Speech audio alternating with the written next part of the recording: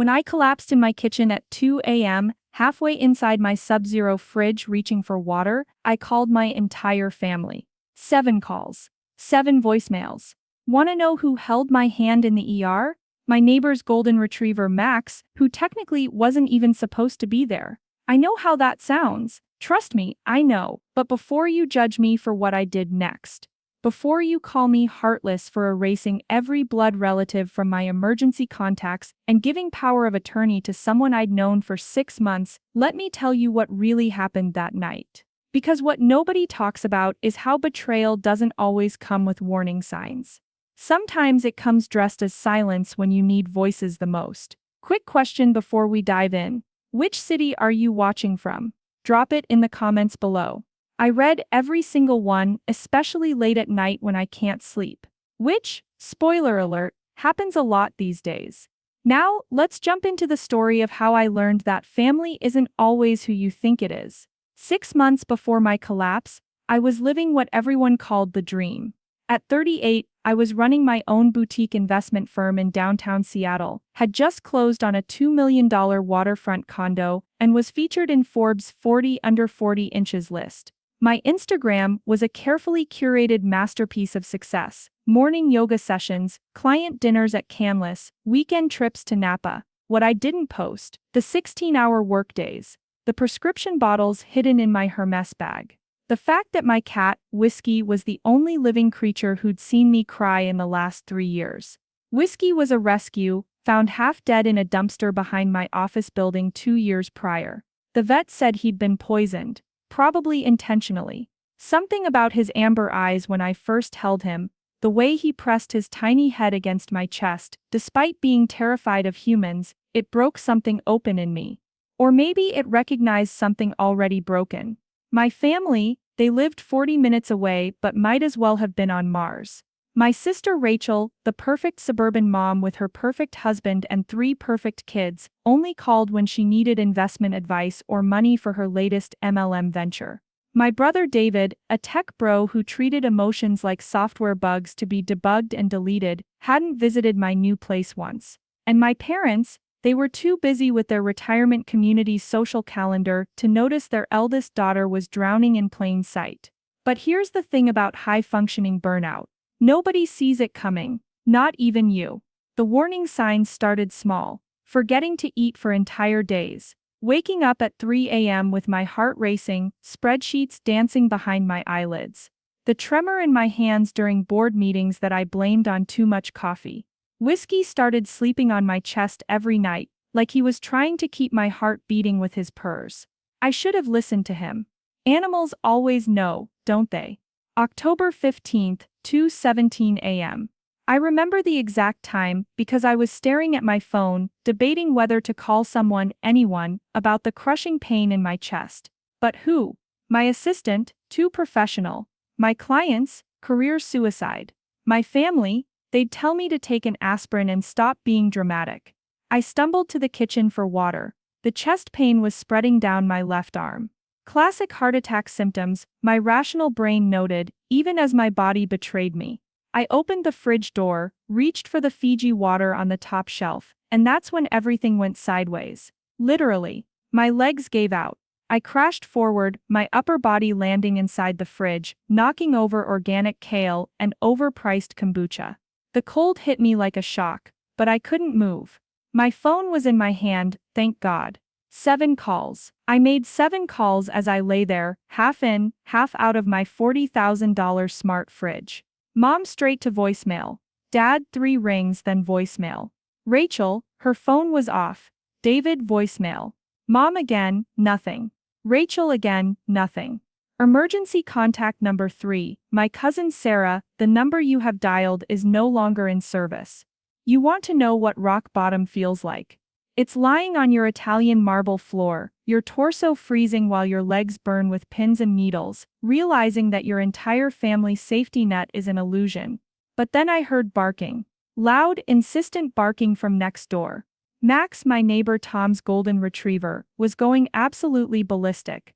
Tom worked nights as an ER nurse, but his girlfriend Amanda was watching Max. The barking got louder, more frantic, until I heard Amanda's voice through the wall. Max, what's wrong? Max, stop. I managed to knock over a glass pitcher with my foot. It shattered, the sound echoing through my open floor plan. More barking. Then silence. Then blessed relief, knocking on my door. Hello? Everything okay in there? I couldn't speak loudly enough for her to hear. But Max went into full hero mode. Amanda later told me he literally threw himself against their apartment door until she followed him out, then ran straight to my door, pawing and whining like his life depended on it. Smart dog. My life actually did depend on it. The ambulance ride was a blur of oxygen masks and questions I couldn't answer. Is there someone we should call? The paramedic asked. I gave them my parents' numbers again. Nothing. At the ER they diagnosed me with severe burnout syndrome manifesting as a panic attack so intense it mimicked cardiac arrest. My cortisol levels were through the roof. My blood pressure was stroke territory. The doctor, a kind woman with tired eyes, held my hand and said, "Honey, your body is screaming for help." Amanda stayed. This woman I'd exchanged maybe 50 words with in 2 years sat in that uncomfortable plastic chair for 6 hours. She even convinced the staff to let her bring Max in, claiming he was her emotional support animal. He wasn't, but that golden retriever curled up at the foot of my bed, like he'd appointed himself my guardian angel. At 8 a.m., my phone finally rang. "Rachel, hey, saw you called.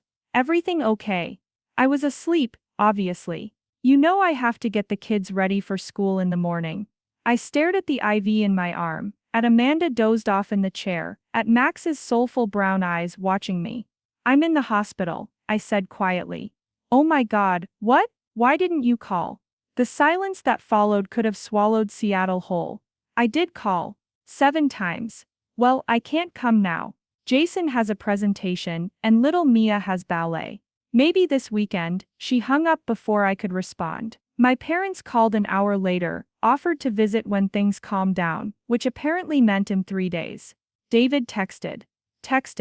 "Hope you're okay. In meetings all day." But here's where the story gets interesting, and I mean really interesting, because what happened next changed everything about how I saw the world. Tom, Amanda's boyfriend, came straight from his night shift to check on me. Still in scrubs, exhausted, but he sat down and reviewed my charts with the thoroughness of someone who actually cared. "You're lucky," he said. "Another few hours and this could have been a real cardiac event." My assistant, Jennifer, whom I'd always kept at professional arm's length, showed up with homemade soup and tears in her eyes. "Why didn't you tell me you were struggling?"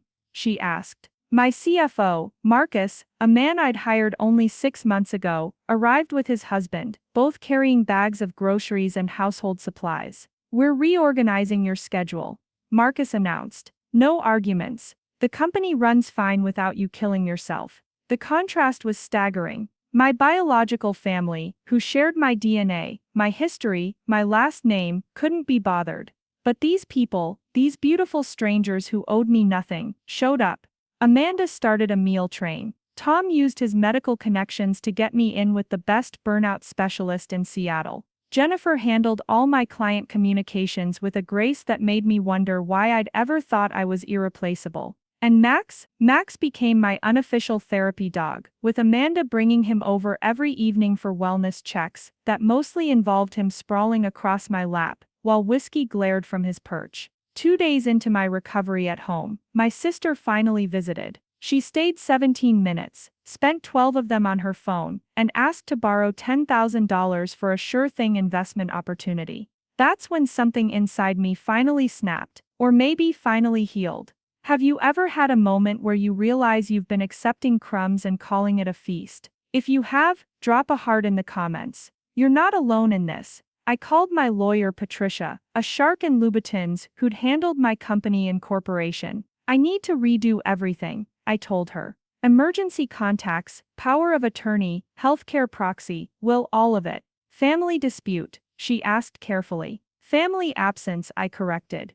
The paperwork was surprisingly simple. Emergency contact number 1, Tom and Amanda. Number 2, Marcus. Healthcare proxy, Jennifer. Power of attorney, Patricia herself, with Marcus as backup. But here's the twist that nobody saw coming, including me. When Patricia ran a standard asset check for the estate planning, she discovered something horrifying. My brother David had been using his old access to my business accounts, the ones I'd given him years ago when he helped set up my initial IT infrastructure, to slowly siphon money. We're talking $50,000 over 2 years, small enough amounts to fly under the radar, but big enough to buy his new Tesla.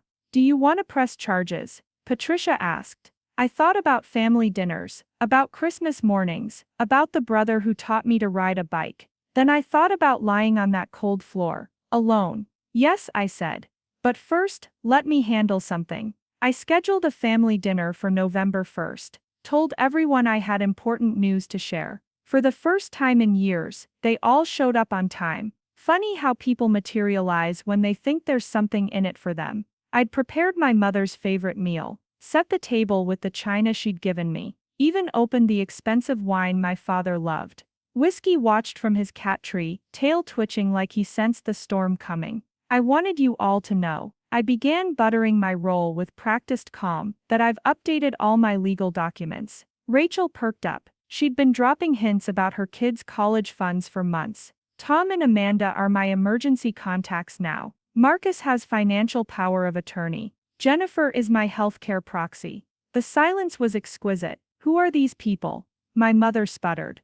The ones who showed up, I replied, taking a sip of wine. When I called you all that night, where were you? You can't be serious. David laughed nervously. We're your family. Are you? I pulled out my phone, showed them the call log from that night. 7 calls, 7 rejections. The ER keeps detailed records, by the way, timestamps and everything. This is ridiculous. Rachel stood up. You're being dramatic. We have lives, responsibilities. So do I. I nearly died, and you couldn't even text back for 2 days. You're overreacting, my father said, his CEO voice emerging. Change those documents back immediately. No, it was my mother who went for the jugular. You'd give our family money to strangers. David already took $50,000, so technically I've been very generous with family. The room exploded. Accusations, denials, David's face going white then red. Rachel screaming about betrayal. My parents threatening legal action. And through it all, I sat there, calm as whiskey during his afternoon nap, eating my dinner. There's the door, I finally said. Use it. They left, of course, stormed out with threats of lawyers and contested wills and family shame. My mother's parting shot, you'll die alone. Maybe, I replied. But I'll have people who care holding my hand. The next 3 months were a revelation. My family tried everything. Love bombing, sudden texts about missing me, guilt trips, Facebook posts about family bonds with pointed tags, threats, legal letters that Patricia laughed at, flying monkeys, relatives I hadn't heard from in years, suddenly concerned about my mental state. But here's what they didn't expect. I thrived. Without the constant drain of their conditional love, I healed, really healed. Tom and Amanda became genuine friends. Marcus turned out to be not just a brilliant CFO, but a meditation guru who taught me breathwork. Jennifer and I developed a partnership that transformed my company culture. We implemented mental health days, mandatory vacation minimums, and a policy where no emails could be sent after 7 p.m. Max and Whiskey became unlikely best friends. There's something healing about watching a 70-pound golden retriever gently groom a suspicious cat until that cat starts purring. But the universe wasn't done with plot twists. 6 months after the dinner, I was cleaning out a closet when Whiskey knocked over an old shoebox. Inside were cards, letters, decades of correspondence from my grandmother, my mother's mother who died when I was 25. I'd forgotten I'd kept them. One letter, dated just before her death, made my blood run cold. My darling girl, if you're reading this after I'm gone, know that I've left you something your mother doesn't know about. I've watched how they treat you, how they dismiss your achievements while taking your support for granted. Check with Hamilton Associates in Portland. Account number enclosed. I pray you never need it, but if you do, use it to build the family you deserve, not the one you were born into. Hamilton Associates managed a trust worth $3 million. 13 years it had sat there, growing, waiting. My grandmother, who I thought barely knew me, had seen everything. The kicker? She'd specifically structured it to be invisible to family searches, accessible only by me, in person, with original documentation. The lawyer, now in his 70s, remembered her well. She said you were special, he told me. Said the family would try to dim your light. Looks like she was right. I sat in my car afterward and sobbed. Not from sadness, but from the validation of being truly seen by someone I thought hadn't noticed. Armed with resources and resignation, I made choices. I paid off Marcus's student loans that were crushing him, set up a scholarship fund in Tom and Amanda's names for nursing students, gave Jennifer a partnership stake in the company she'd helped save, donated $1 million to the animal shelter where whiskey came from. And my family? Radio silence. Until Rachel's husband lost his job, and suddenly mysteriously, I was Sister of the Year again. The texts came flooding back. The apologies hollow as chocolate Easter bunnies. The promises to change, to be better, to show up. I met Rachel for coffee once. She came with a prepared speech about forgiveness, family second chances. I let her finish, then slid a check across the table. $10,000. The exact amount she'd asked for in the hospital. This is goodbye, I said. Take it or leave it, but either way, we're done. She took it, of course, but her parting words haunted me. You think you're better than us now? No, I replied. I just know I deserve better than you. 1 year after my collapse, I hosted another dinner. My dining room, same china, different people. Tom and Amanda, Marcus and his husband, Jennifer and her daughter, Patricia and her wife, Max under the table, hoping for scraps. Whiskey presiding from his throne, now plump and glossy with health. A toast, I raised my glass, to the family we choose. To showing up, Tom added. To second chances, Marcus said, squeezing his husband's hand. To boundaries, Patricia laughed, ever the lawyer. To knowing when to let go, Jennifer said softly. As we clinked glasses, my phone buzzed. A text from my mother. Happy Thanksgiving. We miss you. I turned the phone face down without responding. Some bridges, once burned, provide better light than passage. So here's what I learned. Curled on an ER bed, with a golden retriever as my guardian angel. Love isn't about blood. It's about who shows up at 2 a.m. It's about who sees you falling apart and helps you rebuild instead of judging the debris. It's about chosen family who choose you back, every single day. My biological family still tells anyone who'll listen that I'm selfish, damaged, lost. Maybe they're right. But I'm also alive, truly alive, for the first time in decades. My company runs on sustainable hours now. I sleep without medication. Whiskey purrs on my chest, and I wake up grateful instead of panicked. Last week, I got a call. Another 2 a.m. emergency. Jennifer's daughter, in a car accident, needed someone to watch her younger siblings while she rushed to the hospital. I was there in 15 minutes, stayed for 3 days, cooked meals, helped with homework, held everyone together. Because that's what family does. Real family. The twist ending.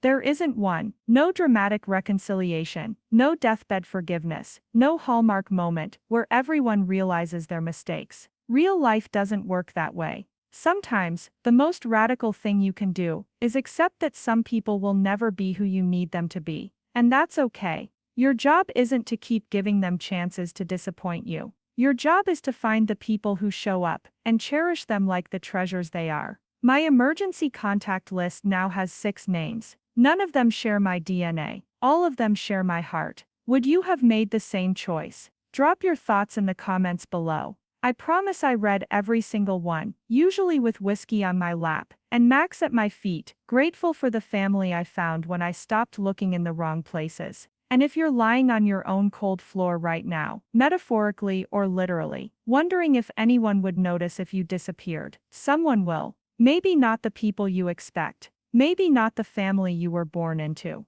But someone will show up. Let them. Sometimes the family that saves you is the one you haven't met yet, and sometimes, just sometimes, it starts with a neighbor's dog who refuses to let you die alone. That's my story. The night I erased my family from my emergency contacts and found my real family in the process. Shocking? Maybe. Controversial? Definitely. But true. Every single word. What would you do if the people you loved most couldn't be bothered to love you back when it mattered most? Let me know in the comments. Let's talk about it. Because if my story taught me anything, it's that we're never as alone as we think we are. We just might be looking for love in all the wrong places. Until next time, hold your chosen family close. And maybe, just maybe, thank that neighbor whose dog won't stop barking. They might just save your life one day. Mind it.